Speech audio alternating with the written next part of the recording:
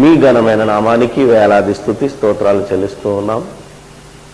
ఈ దినము మీ వాక్యాన్ని, మీ జ్ఞానాన్ని ధ్యానించి మా బ్రతుకులను మార్చుకొని మీకోసం బ్రతకగలిగే భాగ్యం మాకు ఇచ్చినందుకు వందనాలు చెల్లిస్తూ, ఈ దినము కూడా మేమేమి వెలుచున్నామో, మేమేమి చేయుచున్నామో వాటిని గురించి ఒకసారి ఆలోచించి వినిమోసపోకుండా వినదానిని గ్రహించి దాని ప్రకారము ప్రవర్తించే వారమై ఉండగలుగుటకు సహాయము దయచేయమని మా ప్రభువైన యేసుక్రీస్తు పేరట ఈ ప్రార్థన మీకు సమర్పిస్తున్నాము తండ్రి.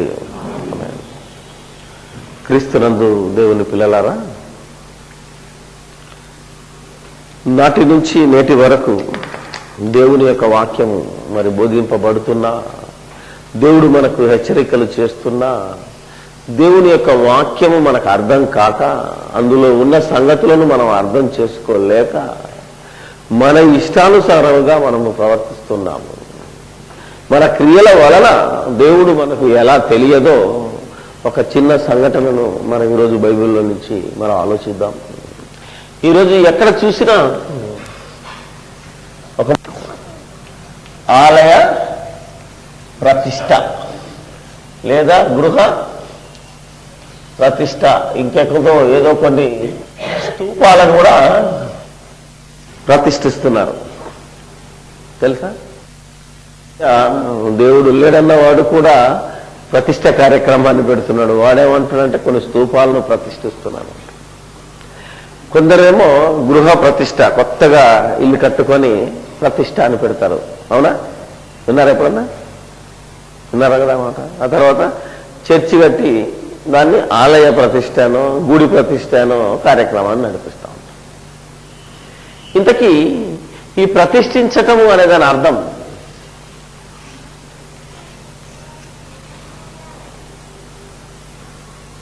ప్రతిష్ఠించటం అంటే అర్థం ప్రత్యేక పరచటము లేదా నిలబెట్టడము, ప్రత్యేకించటము. అవునా?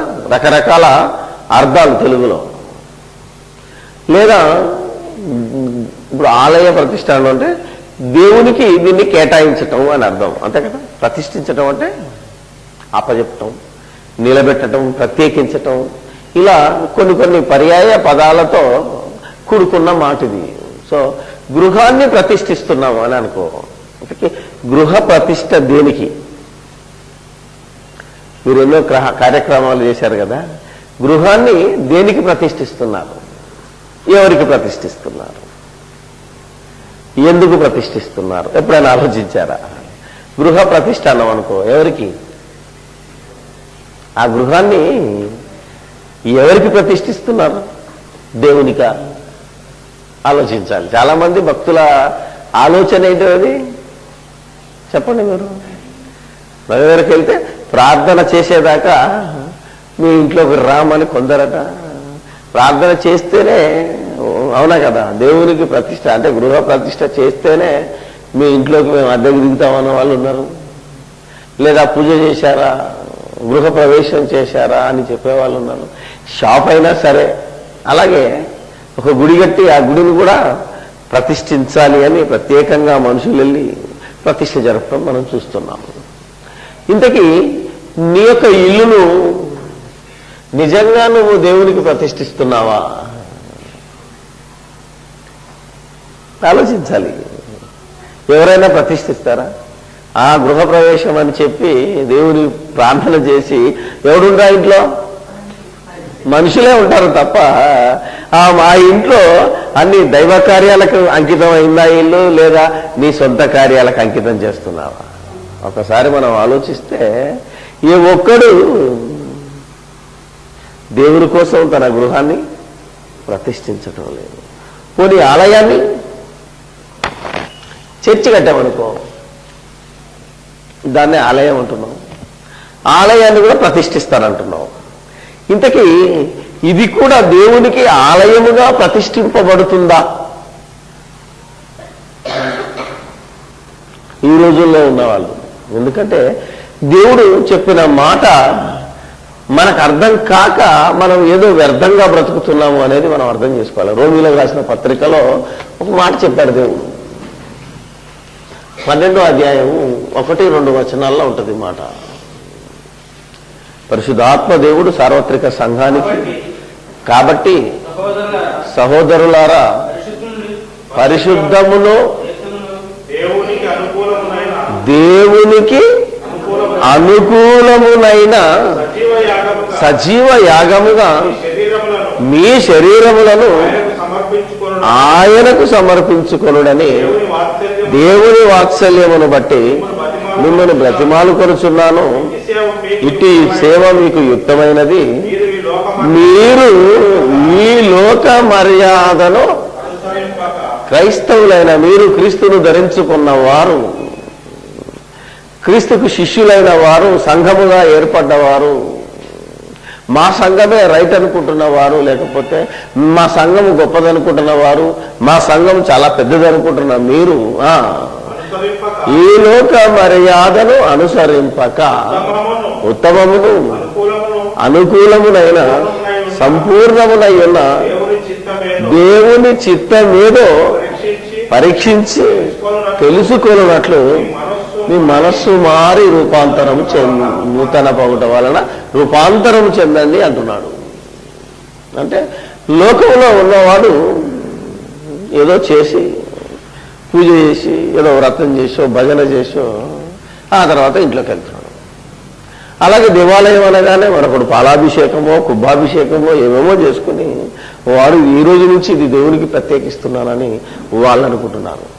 క్రైస్తవులైన మనమేమనుకోవాలి, ఈ లోక మర్యాదను అనుసరింపక పోనీ మనమైనా దీన్ని దేవునికి ప్రతిష్ఠిస్తున్నామని మనం అనుకుంటున్నాం. ఇంతకీ దేవుడు ఇందులో ఉంటానని అన్నాడా? నాకు దీన్ని ప్రతిష్ఠించండి అని ఇందులో నేను ఉంటానని అన్నాడా? ఎందుకంటే పాత నిబంధనలోకి వెళ్ళిన దావీదు దేవునికి గుడి కడతాను అని ఆయన టెంట్లో ఉన్నప్పుడు మరి ఈయన చూసి నేను బంగారు దేవాలయాన్ని కడతాను అంటే వద్దురా బాబు అన్నాడు. కానీ దావీదు విడవక ప్రార్థన చేస్తే నీ కొడుకు సొలొమోను కడతాడులే అని ఇచ్చి అతనికి ఛాన్స్ ఇచ్చిన ఆ రోజు ఏమన్నాడు? అపోస్తల కార్యాల్లో కనుక మనం ఆలోచిస్తే అపోస్తల కార్యములు 7:50లోకి వెళ్ళి కనుక మనం ఆలోచిస్తే ఆకాశమున సింహాసనం భూమిన పాదపీఠము, పాదపీఠము వీళ్ళు నా కొరకు మందిరం కట్టుదురు, స్థలమేది కావా చెప్పుచున్నాడు కింద అని ప్రవక్త పలికి ఉన్న ప్రకారము సర్వోన్నతుడైన దేవుడు అష్టకృత ఆలయములలో నివసింపడ్డు. అంటే ఆయన నీవు కట్టిన ఆలయాలలో ఉండడు. కాబట్టి నువ్వు ప్రతిష్ఠిస్తున్నాననుకొని నీ ఇష్టానుసారంగా ప్రతిష్ఠ కార్యక్రమం ఏర్పాటు చేసుకున్నావే తప్ప అది దేవునికి అనుకూలమైన ప్రతిష్ఠ కాదు. ఆ ప్రతిష్టను దేవుడు ఒప్పుకోడు. అది మనం ఇక్కడ ఆలోచించాలి. ఎందుకు మరి ఈ కార్యక్రమాలు వచ్చాయి? ఎందుకు ఈ క్రైస్తవుడు ఈరోజు మరి వ్యర్థముగా తన పనిని, తన ధనాన్ని, తన సమస్తాన్ని పెట్టి పండగ ఎందుకు చేశాడు? ఇంతకీ ఇతను చేస్తున్న పని, ఇతని నమ్మకం సరి అయినదా కాదా అని ఆలోచిస్తే దేవుడు చెప్పిన మాటలలో ఏమీ లేదు కదా. రోమాపత్రిక 8లో అంటాడు, ఇప్పుడు క్రీస్తు యేసునందున్న వారికి ఏమంటాడు? 8:1 అదే కదా. కాబట్టి ఇప్పుడు క్రీస్తు యేసునందున్న వారికి ఏ శిక్ష లేదు, ఏ విధి లేదు, అంటే ఏ రూల్ లేదు, ఏ పనిష్మెంట్ లేదు. కాబట్టి మనము ఈ కార్యక్రమాలు చేస్తున్నప్పుడు దీని గురించి ఆలోచిస్తున్నామా? దేవునికి అనుకూలమైనది చేస్తున్నామా? మనకు అనుకూలమైనది కనుక మనం జరిపించుకుంటున్నామా?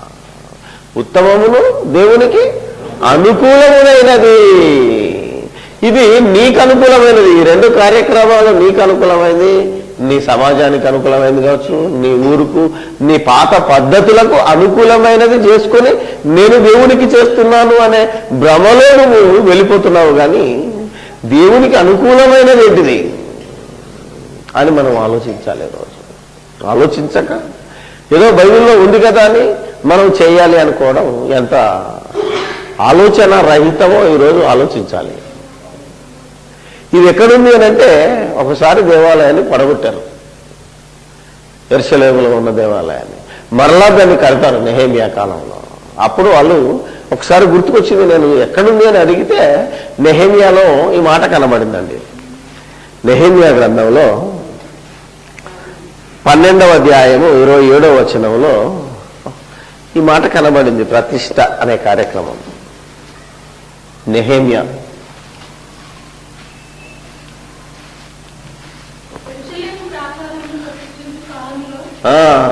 27.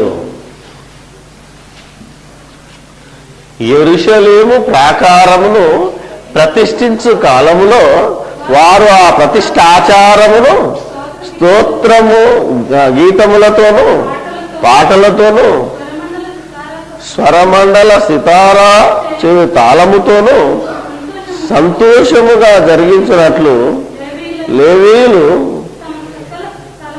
తమ సకల స్థలములలో నుండి యెరూషలేమునకు రప్పించుటకు పూనుకొనిరి. ఎక్కడెక్కడో చెదిరిపోయిన వాళ్ళందరినీ ఒక చోటికి రప్పించాలి అంటే ఈ ప్రతిష్ఠ ఆచారాన్ని ఆ రోజు వాళ్ళు చేశారు. ఇది ఆచారం. ప్రతిష్ఠ అనేది కార్యక్రమం అనేది ఆచారం. ఆచారం చొప్పున యెరూషలేము ప్రాకారాలు చుట్టూ ఉన్న ఈ ప్రాకారాన్ని పడగొట్టినప్పుడు వాళ్ళందరినీ, ఎక్కడెక్కడో ఉన్న వాళ్ళందరినీ వాళ్ళ ఊరికి రప్పించుకోవడానికి వాళ్ళు ఏర్పాటు చేసుకున్న ఈ కార్యక్రమం. కానీ ఇది ఆచారం, ఇది వారు చేసిన ఆచారం, ఇశ్రాయేలులు చేసిన ఆచారం, ఇశ్రాయేలులు జరిగించుకొచ్చిన ఆచారంగా కనబడ్డది నాకు. ఎందుకంటే అందరూ ఒక దగ్గర కూడి ఒక పండగలాగా ఒక సంతోషంగా గడుపుకోవడానికి వాళ్ళు కంపల్సరీ చేసి, ఆచారం అంటే తప్పనిసరిగా చేయవలసిన కార్యక్రమం అది, వాళ్ళు జరిగించారు. అంతకుముందు చూశాను. ఇంకా వెనక్కి వెళితే 2వ దినవృత్తాంతములో ఒక మంచి మాట రాయబడింది. దినవృత్తాంతములు 2వ అధ్యాయము. దీన్ని ఎలా జరిగించారు అంటే 2వ దినవృత్తాంతములు 5వ అధ్యాయము, 2వ దినవృత్తాంతములు 5వ అధ్యాయం. ఇది చేసే ముందు వాళ్ళు ఒకటి చేసుకున్నారు. అది వండర్ఫుల్ పాయింట్ అన్నమాట. యాజకులు పరిశుద్ధ స్థలము నుండి బయలుదేరి వచ్చినప్పుడు అచ్చట కూడి ఉన్న యాజకులందరూ తమ వంతులు చూడకుండా, అమ్మయ్య ఇక్కడికి వచ్చేసరికి ఒక మంచి మాట కనబడింది. అసలు దాన్ని ప్రతిష్ఠించుకునే ముందు ఏం చేశారట వీళ్ళు? తమను తాము, ఇక్కడ చెప్పాడు దేవుడు ఆల్రెడీ ప్రారంభం. నువ్వు దేన్ని ప్రతిష్ఠించాలనుకుంటున్నావో, ఏ కార్యక్రమం చేయాలనుకున్నావో, కానీ ముందు నువ్వు చేయవలసిన కార్యక్రమం ఏంటి అంటే తమ్మును తామే నీకు నువ్వుగా ప్రతిష్ఠ కావాలి అంటున్నాడు. ఆ తర్వాత జరిగించారేమని 12 నుంచి ఆసాపు, హేమాను, ఎదుతుముల సంబంధమైన వారును వారి కుమారులకును కుమార్తెకులను సంబంధికులను పాఠకులైన లేవీయులందరూ సన్నపు నార వస్త్రములు ధరించుకొని తాళములను తంబురములు సితారములను చేత పట్టుకొని బలిపీఠమునకు తూర్పు తట్టున నిలిచి వారితో కూడా బూరలు ఊదుతూ యాజకులు 120 మందిని పిలిచి బూరలు ఊదువారును పాఠకులను ఏకస్వరముతో యెహోవాకు కృతజ్ఞతాస్తుతులు చెల్లించుచు గానము చేయగా యాజకులు పరిశుద్ధ స్థలములో నుండి బయలు వెళ్ళి ఆ బూరలతోనూ తాళములతోనూ వాద్యములతోనూ కలిసి స్వరమెత్తి యెహోవా దయాళుడు, ఆయన కృప నిరంతరం ఉండునని స్తోత్రము చేసిరి. అప్పుడు ఒక మేఘము యెహోవా మందిరము నిండా నిండెను. యెహోవా తేజస్సు తో దేవుని మందిరము నిండుకొనగా సేవ చేయుటకు యాజకులు ఆ మేఘం ఉన్న చోట నిలవలేకపోయిరి. అంటే ఆ రోజు మందిరాన్ని ప్రతిష్ఠ చేసేటప్పుడు ఇలా స్తోత్ర గీతములు పాడి సితారా నాదములు చేసి ఒక గొప్ప పండగలాగా జరిగించినప్పుడు దేవుని యొక్క తేజస్సు ఆ మందిరంలో నిండి దాన్ని ప్రతిష్ఠించారు.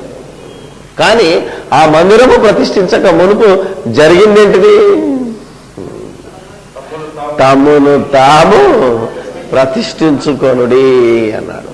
అంటే ఇప్పుడు అక్కడే చెప్పాడు చిన్నగా, ఏమని? మిమ్మల్ని మీరు ప్రతిష్ఠించుకోవాలి. ఆలయ ప్రతిష్ట, గృహ ప్రతిష్ట, గుడి ప్రతిష్ట అని మనం మాట్లాడుతున్నాం ఈరోజు. ఇంతకీ ఏది ప్రతిష్ట చేయాలి? అందుకే కొత్త నిబంధనకు వచ్చేసరికి పరిశుద్ధాత్మ దేవుడు క్రైస్తవులకి దేన్ని ప్రతిష్ఠించమన్నాడో చూద్దాం. ఇప్పుడు ఒకటి ఇల్లు, ఒకటి గుడి, ఇవన్నీ మనం చేస్తున్నాం. కానీ మొదటి పేతురు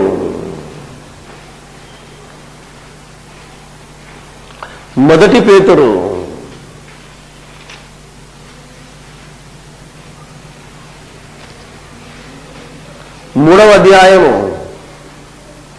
13 నుంచి 16. మొదటి పేతురు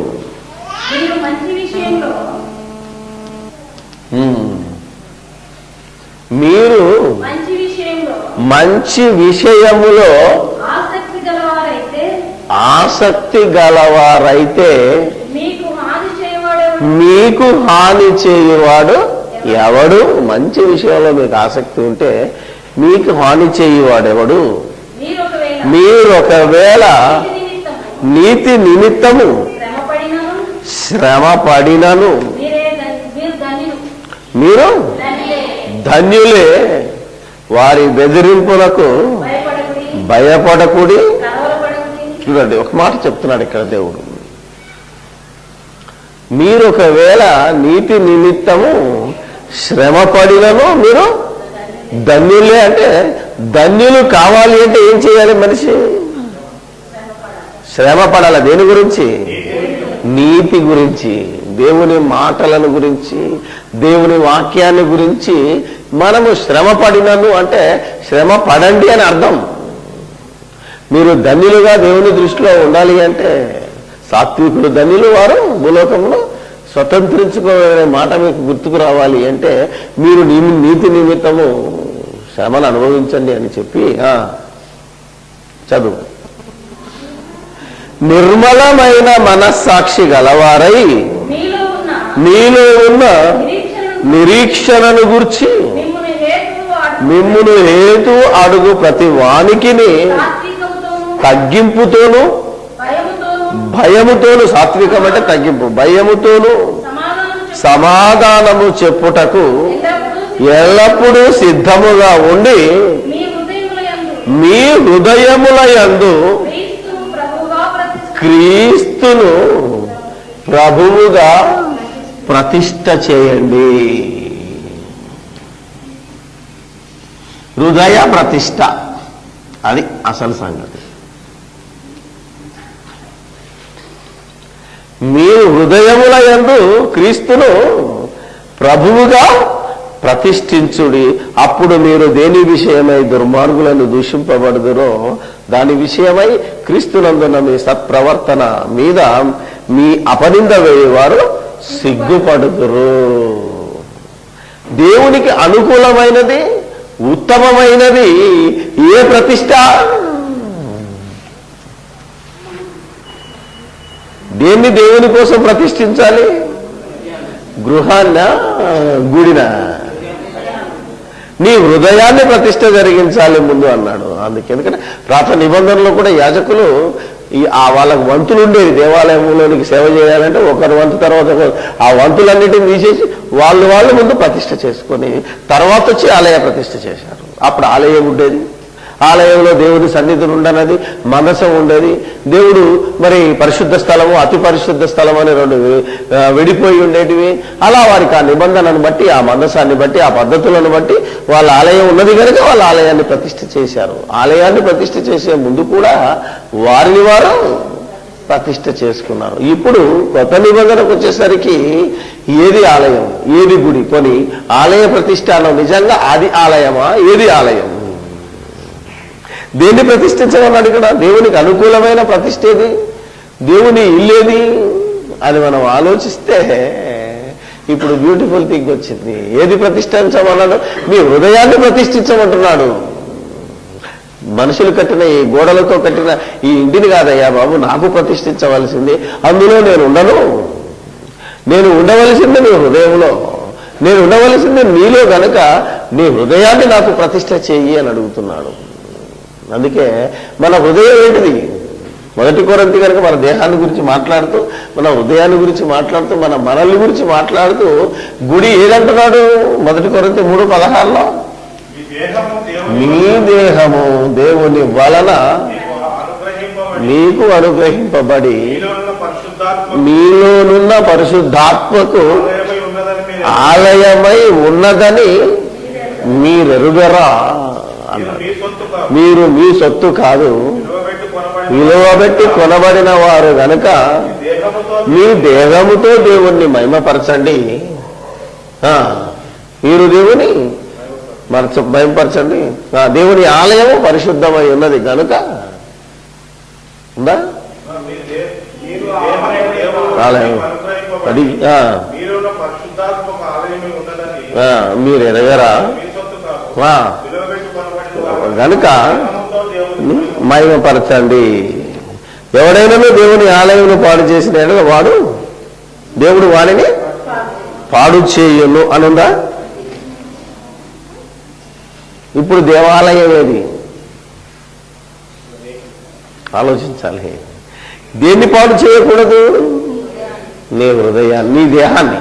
ఓకే, దేహంలో ఉన్నాడు. దీన్ని పాడు చేస్తే దేవుడు మిమ్మల్ని పాడు చేస్తున్నాడు. మనం ఇప్పుడు ఏది పాడు కాకుండా చూసుకుంటున్నాం? ఏది దేవాలయం అనుకుంటున్నామో దాని గురించి పోరాడుతున్నారు ఈరోజు చాలా మంది. ఇప్పుడు కొట్లాటలు ఎందుకు వస్తున్నాయి? మా గుడి కూలగొట్టాడని ఒకడు కొట్లాటకి వెళ్ళాడు. ఇప్పుడు భారతదేశం మండుతుందంటే, బగ్గున మండుతుంది అంటే దేని గురించి? దేవాలయాన్ని కూలగొట్టాడని ఒకడు, దేవాలయాన్ని కడతానని మరొకడు. ఆలోచించాలి. ఇంతకీ ఏది దేవాలయం? దేన్ని పాడు చేయకూడదు? ఏది దేవుని కోసం ప్రతిష్ఠ జరగాలి? అది జరగకుండా మట్టి గోడలను దేవాలయం అనుకుని దాన్ని కూలగొట్టడానికో దాన్ని నిలబెట్టడానికో ఎన్నో దేవుడు కట్టిన దేవాలయాలను ఈరోజు ధ్వంసం చేస్తున్నాడు మనిషి. దేన్ని ప్రతిష్ఠించాలో, దేన్ని కాపాడాలో, దేన్ని పరిశుద్ధపరచాలో అర్థం కాక తమ బ్రతుకును వ్యర్థంగా చేసుకుంటున్నాడు. బాబు దేవుని ఆలయానికి పరిశుద్ధంగా ఉండాలి అని అప్పుడు రాస్తే, ఈ రోజున ఈ గుడికి పరిశుద్ధంగా ఉండాలి అనుకొని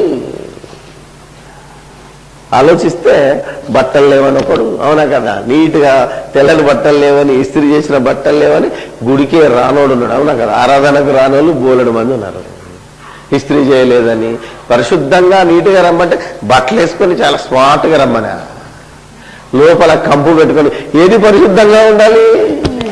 నీ మనస్సు, నీ హృదయం, నీ ఆలోచన పరిశుద్ధంగా ఉండమని దేవుడు అంటే. ఎందుకంటే పరిశుద్ధత అనేది ఆలయానికి సంబంధించింది, అది మీ దేహానికి సంబంధించింది. అయితే ఇది చూసి ఎవడు రాకుండా పోతున్నాడు రోజు. చాలా మంది అదే వాద. అందుకే ఏది దేవుని ఆలయము, ఏది దేవునికి ప్రతిష్ఠించాలో తెలియకుండా మనము ప్రతిష్ట కార్యక్రమాల్లోకి వెళ్తున్నాం కనుక దేవునికి అనుకూలమైన ప్రతిష్ట నీ దేహాన్ని దేవునికి ఇవ్వాలి. ఉత్తమములు అనుకూలములైన దేవుని చిత్తమేదో పరీక్ష చేస్తే, బైబిల్ అంతా వెతికితే నీ హృదయాన్ని ప్రతిష్ఠించమంటున్నాడు, నీ దేహాన్ని దేవునికి ప్రతిష్ఠ చేయమంటున్నాడు. మనమేం చేస్తున్నాము?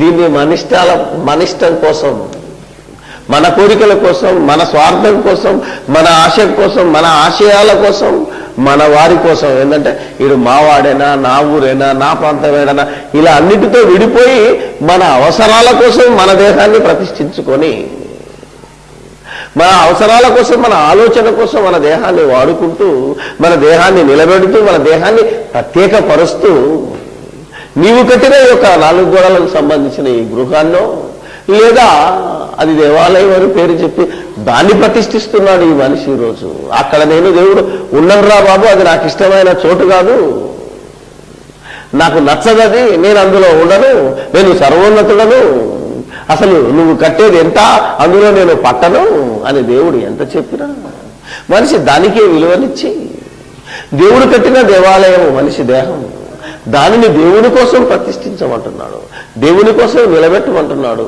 దేవుని కోసం ప్రత్యేకపరచమంటున్నాడు.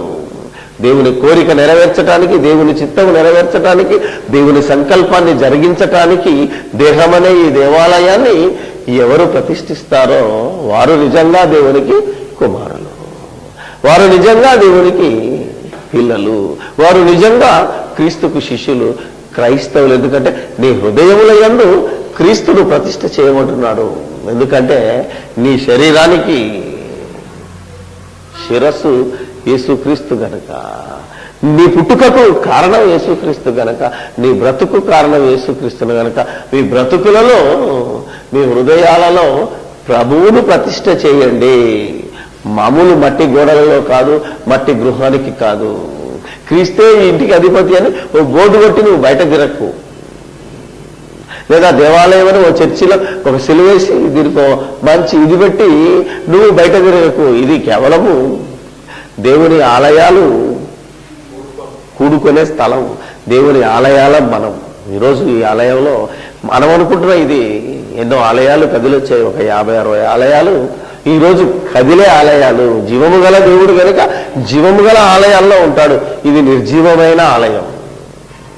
ఇది మనుషులు ఇటుకలు, మరి సిమెంటు, స్టీలు, మట్టి గోడలతో ఉన్నది. అది ఆలయం కాదు. కానీ జీవం గల దేవుడు జీవించే ఆలయంలో ఉంటాడు కనుక ఈ దేహం అనే ఈ దేవాలయాన్ని దేవుని కోసం ప్రతిష్ఠ చేయమంటున్నాడు. ఇది ఎంతమంది ఈరోజు ఆలోచిస్తున్నాడు? ఇలాగా నీ దేహాన్ని, నీ హృదయాన్ని దేవుని కోసం ప్రతిష్ఠ చేయడమే నిజమైన ఆలయ ప్రతిష్ఠ, లేదా నిజమైన గృహ ప్రతిష్ఠ. కానీ మనము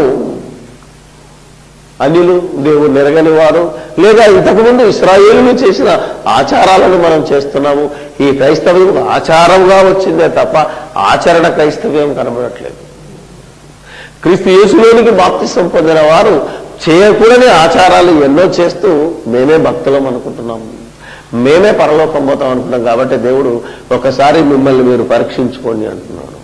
దేవుని చిత్తం ఏదో దాన్ని తెలుసుకోమంటున్నాడు, దేవుని ఆలోచన ఏదో దాన్ని ఎరుగుమంటున్నాడు, దేవునికి అనుకూలమైన పద్ధతి ఏదో ఆ అనుకూలమైన పద్ధతిని నువ్వు పాటించు తప్ప నీకు అనుకూలమైన పద్ధతి, నువ్వు అనుకున్న పద్ధతి, నీకు నచ్చిన పద్ధతిని నువ్వు చేసి ఇది దేవుడు పెట్టిన ఆచారం, దేవుడు చెప్పిన పద్ధతి, మేము దేవుని పని జరిగిస్తున్నాము అని ఎంతో మంది అన్యాయంగా మోసపోతున్నారు. మనకు దగ్గరకు వచ్చిన నేను చాలా మందిని చూశాను. దేవాలయాన్ని కట్టడానికి ఒక్కొక్కడు 50,000, 1,00,000 ఏమండి చెక్కులు రాసి డబ్బులు ఇచ్చి మా పేర్లు జీవగ్రంథంలో వ్రాయబడ్డాయని అనుకుంటున్నారు. కానీ ఒక మనిషిని దేవుళ్ళలో నిలబెట్టడానికి, ఒక మనిషిని దేహాన్ని దేవాలయంగా మార్చడానికి ఎంత ఇస్తున్నావు? సువార్త సభలకి ఇవ్వమంటే ఎవడివ్వడు, వాక్యం చెబుతున్నావు వాక్య ప్రకటనకి ఇవ్వమంటే ఎవడివ్వడు, ఒక కరపత్రానికి ఇవ్వడు, ఓ బుక్కి ఇవ్వాలని ఆలోచిస్తున్నాడు. అదే గుడి కడతానంటే తీసుకుని 1,00,000 చెక్ రాస్తున్నాడు. ఇప్పుడు చెప్పు వీడి భక్తి ఏ స్థాయిలో ఉంది, అతడి లెవెల్ ఏ స్థాయిలో ఉందో మనం ఆలోచించాలి. అందుకనే జాగ్రత్తగా పడమంటున్నాం. దేవుని చిత్తం ఏదో, దేవుని మనస్సెరిగిని మనము మసలుకోవాలి. ఆయనకు అనుకూలమైన పద్ధతిలో మనము ఆయనకే ప్రతిష్ఠింపబడాలి. అంటే నీ బ్రతుకు, నీ ఆలోచన, హృదయము అనగా ఎలా ఉంటుంది హృదయం? ఆ హృదయము అంటే నీ ఆలోచన, నీ యొక్క బుద్ధి సమస్తము కలిసి నీ నడవడే టోటల్గా నీ బ్రతుకే నీ దేవునికి ప్రతిష్టగా ఉండాలంటే నువ్వు అడుగు వేసేటప్పుడు, నువ్వు నిలుచున్నా, మాట్లాడినా, ఏది చేసినా నువ్వు దేవుని కోసం, దేవునిలో ఎలా ఉండాలి, దేవుడిని ఎలా ఈ లోకానికి పరిచయం చేయాలి, దేవుని రాజ్యాన్ని ఎలా విస్తరింప చేయాలి, దేవుని కోసం ఈ ప్రజల్ని ఎలా ఆయత్తపరచాలనే ఆలోచనతో నువ్వు సర్వస్వం నిండి ఉండాలి తప్ప పనికి మాలిన ఆచారాలు, పనికి మాలిన సాంప్రదాయాలు, అర్థమైందా లేదా? లోకం అనుకున్నట్టు లోక పద్ధతులే మనం పాటిస్తున్నాం, లోక పద్ధతులనే మనం ఆచరిస్తున్నాము, లోకంలో ఉన్న వాటినే మనం చేస్తున్నాము తప్ప ఇంతకుముందు యేసుక్రీస్తులోకి రాకముందు ఏవైతే ఉన్నాయో అవే స్టైల్గా కొంచెం మార్చుకొని మరలా మనం బ్రతుకులో ఇదే లోకం అనుకొని, ఇదే వాక్యం అనుకొని మనం బ్రతుకుతున్నాం. కానీ క్రీస్తు యేసులోనికి వచ్చిన తర్వాత మనకున్న రూల్స్, మనకున్న రెగ్యులేషన్స్, మనకున్న పద్ధతులు ఏవో మనము పరీక్షించి తెలుసుకోవాలి. ఊరికే కాదు, పరిశోధన జరిగించాలి. ఊరికే బయట మాత్రం మామూలు కనబడుతుంటాయి. దాన్ని పరీక్షిస్తే దివారాత్రములు దాన్ని ధ్యానిస్తే నీ బ్రతుకు మారుతుంది. మన బ్రతుకు ఎందుకు మారట్లేదు? మనం ఎందుకు ఇంకా మహోన్నతమైన స్థానాన్ని ఎందుకు పొందట్లేకపోతున్నాం? ఒక పౌలు, ఒక పేతురు, ఒక యోహాను ఆలోచించిన రీతిగా మనం ఆలోచించట్లేదు. మనం ఇంకా ప్రవర్తనలో ఉన్నామా? అన్యజనుల ఆచారంలో ఉన్నామా? సాంప్రదాయ పద్ధతుల్లో ఉన్నామా? క్రీస్తు యేసులోనికి వచ్చి ఏ శిక్షా విధి లేకుండా స్వతంత్రముగా, ఎందుకంటే యేసుక్రీస్తు మనల్ని స్వతంత్రపరిచాడు గనక ముట్టుకోవద్దు, రుచి చూడవద్దు, ఈ సాంప్రదాయాల జోలికి మనం వెళ్లకుండా స్వతంత్రుడిగా నువ్వు ఉండటానికి పిలువబడ్డావు కనుక స్వతంత్రుడిగా నువ్వు ఉండి ఈ లోకాచార విషయంలో నువ్వు విడుదల పొందిన వాడని తెలిసి దేవుని పద్ధతిలోనికి వెళ్ళి దేవునికి అనుకూలమైన సజీవ యాగముగా మనము రూపాంతరము చెందినప్పుడే నిజమైన క్రైస్తవులము. నిజంగా మనం క్రైస్తవులము అంటే ఈ పద్ధతులన్నిటినీ వదులుకోవాలి, ఈ నమ్మకాలన్నింటినీ వదులుకోవాలి. పాత ఆచారాలను, పాత నమ్మకాలను, పాత పద్ధతులన్నింటినీ తీసివేసి క్రీస్తు యేసుకు నీ శరీరాన్ని ప్రతిష్ఠించు.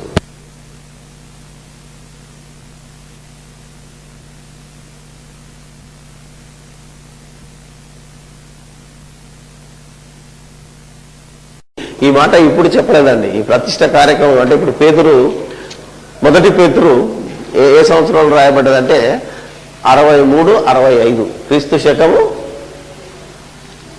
63-65లో ఈ పత్రిక రాయబడింది. పౌలు గారు, అది పేతురు గారు సార్వత్రిక సంఘానికి పత్రిక రాస్తూ మీ హృదయములను ప్రభువుకు ప్రతిష్ఠ చేయండి అని క్రీస్తు శకం 65లో రాశారు. అంటే ఇప్పటికి ఎన్ని సంవత్సరాలు అయింది చెప్పండి? 1940 సంవత్సరాలు అయింది సుమారు. అంటే 2004 కదా, 2 అయితే 2005 వస్తుంది.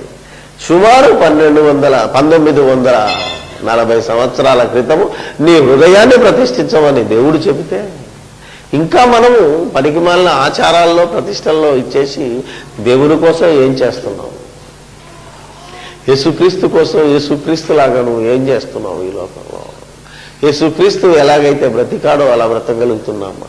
ఆ రోజు అపొస్తలులు ఎలా బ్రతకగలిగారో, ఎలా జీవించగలిగారో, ఎలా బోధించగలిగారో మనం ఏమైనా చేస్తున్నామని మనల్ని మనం పరీక్షించుకొని, పరిశోధించుకొని వాక్య ప్రకారము ప్రవర్తించి పాత ఆచారాలను, పాత పద్ధతులను వదిలేసి మన మనస్సు మారి రూపాంతరము చెందవలడం. రూపాంతరం చెందాలి. నీ ఆలోచనలో మార్పు రావాలి, నీ బుద్ధిలో మార్పు రావాలి, నీ క్రియల్లో మార్పు రావాలి, నీ నడవడిలో నీ మార్పు రావాలి. దానికి అంతటికి కారణం నీ మాటల్లో మార్పు రావాలి. దానికి అంతటికి కారణం హృదయం కనుక హృదయాన్ని దేవునికి ప్రతిష్ఠ చేయమన్నాను. ఎందుకంటే హృదయము నిండిన దాన్ని బట్టే నోరు మాట్లాడుతుంది. హృదయము నిండిన దాన్ని బట్టే నీ నడవడి మిగులుతుంది. నీ ఆలోచనను బట్టే నీ కార్యక్రమాలు ఉంటాయి కనుక ముందు నీ హృదయాన్ని దేవునికి ప్రతిష్ఠ చేయమని. కానీ దీనికి ఈరోజు ఏం పట్టిందట? ఏం పట్టిందే? ఇర్మియా 17:9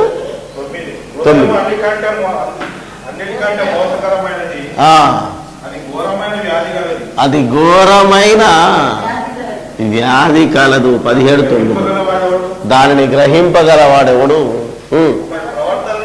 ఒకని ప్రవర్తనను బట్టి వాని క్రియల ఫలము చొప్పున ప్రతీకారము చేయుటకు యెహోవాను నేను హృదయాలనే పరిశోధిస్తాను. పరీక్షించువాడను అనంటే హృదయాలను పరీక్షిస్తాను. నీ అంతరింద్రియాల, నీ ఆలోచనలకు కారణము రేకెత్తించే అంతరింద్రియాలను నేను పరీక్షిస్తాను అంటున్నాడు. అంటే దేనిని దేవుని కోసం ప్రతిష్ఠ చేయాలి? ఇప్పుడు హృదయాన్నే. ఎందుకంటే హృదయమే ఘోరమైన వ్యాధి కలిగినదంటే నీ ఆలోచన. దాన్నే బైబిల్ ప్రకారం ఏమన్నాడంటే ఆత్మరోగం అన్నాడు. ఆత్మరోగం. నీ బుద్ధి ఎప్పుడు లోకంలో గురించి, లోకాశల గురించి, లోక పద్ధతుల గురించి ఉన్నదనుకోండి, నీ ఆత్మకు రోగం పట్టింది.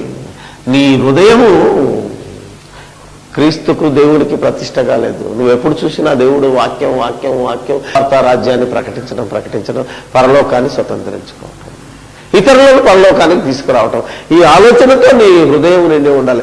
దాన్ని నేను దేవుడు పరీక్షిస్తాను, పరిశోధిస్తాను అంటున్నాడు. కాబట్టి నీ హృదయాన్ని ప్రతిష్ట చేయమన్నాడు.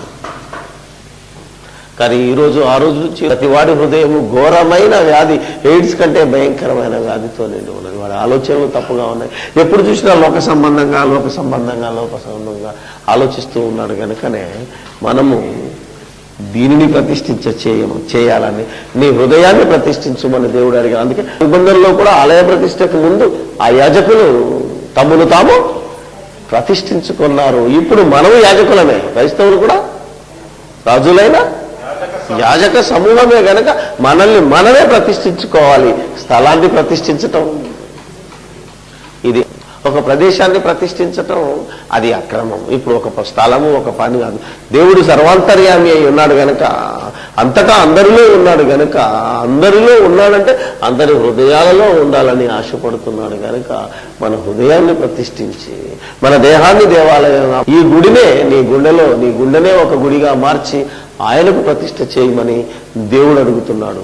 ఎంతమంది దేవునికి తమను తాము ప్రతిష్ఠించుకుంటారో, తమ దేహాన్ని పరిశుద్ధమైన దానిగా చేసి దాన్ని దేవుని కోసం ప్రతిష్ఠిస్తారు. లోకంతో, లోక ఆలోచనలు, ఈ లోకము, ఈ మర్యాదలు, ఈ గొప్పతనాలు, ఈ అంతస్తులు, ఆస్తులు, ఈ గొడవలకు ఎవరు బలై కాకుండా దేవుని కోసం బ్రతకాలని ఆలోచించి తమ హృదయాలలో నిర్ణయం తీసుకొని దాని ప్రకారము ప్రవర్తించి తమ దేహం అనే దేవాలయాన్ని లేదా దేవుడు కట్టిన ఈ ఇల్లు ఇది కనుక ఈ గృహాన్ని దేవుని కోసం ప్రతిష్ఠ చేసిన వాళ్ళు ధన్యులని దేవుని వాక్యం సెలవిస్తుంది.